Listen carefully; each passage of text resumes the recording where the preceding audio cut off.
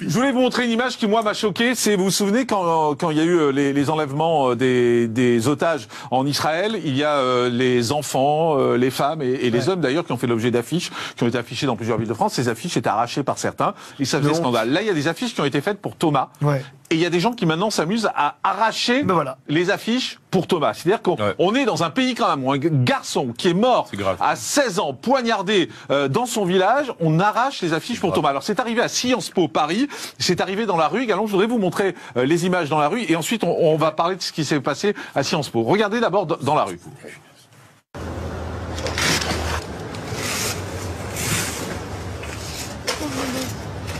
Tu jettes pas à la poubelle, mec? Paul?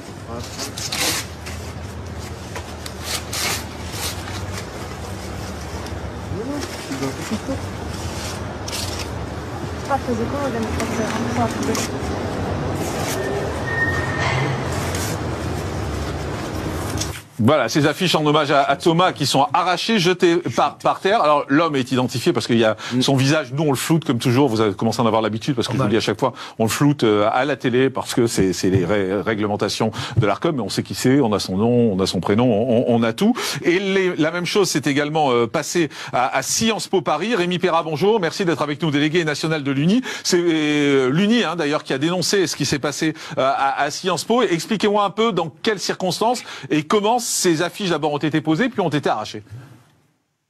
Oui, bonjour. Alors d'abord, ce sont les militants de l'UNI à Sciences Po qui ont souhaité coller ces affiches sur certains panneaux de l'école en hommage à Thomas qui a été assassiné. Quelques heures après, nos militants se sont aperçus que des militants identifiés comme étant de gauche et d'extrême gauche ont commencé à arracher les affiches, un peu comme partout en France, voilà, comme là vous le montrez à l'écran. Ce sont les mêmes personnes qui d'ailleurs, il y a quelques jours, quelques semaines, ont commencé à arracher les affiches pour les otages du Hamas. C'est quelque chose qui est déplorable, mais dont on a finalement l'habitude, cette manière qu'ont les militants de gauche et d'extrême gauche à l'université notamment, et surtout à Sciences Po, d'exercer leur haine anti-française, et en l'occurrence, on peut le dire, anti-blanche, puisque Thomas a été, a priori, a été assassiné parce que blanc. Voilà, c'est quelque chose dont on a l'habitude. Il est interdit d'exprimer une opinion à Sciences Po contraire à la doxa qu'essaient d'imposer ces militants d'extrême gauche. Voilà, on le regrette. Mais malheureusement, on n'a pas l'habitude, on n'a pas eu d'intervention de la part de la direction de Sciences Po, qui est lâche et complaisante comme d'habitude. Mais Rémi, ce qui est un peu inquiétant quand même, c'est qu'on est quand même à Sciences Po Paris, donc on est dans une grande école française. Et là, dans cette grande école française, les affiches qui rendent hommage à un gamin qui a été poignardé, qui a été assassiné, sont arrachées. Déjà, c'était scandaleux d'arracher les affiches des otages israéliens. C'était déjà un premier point, mais on se disait ils sont embrigadés par une espèce d'idéologie.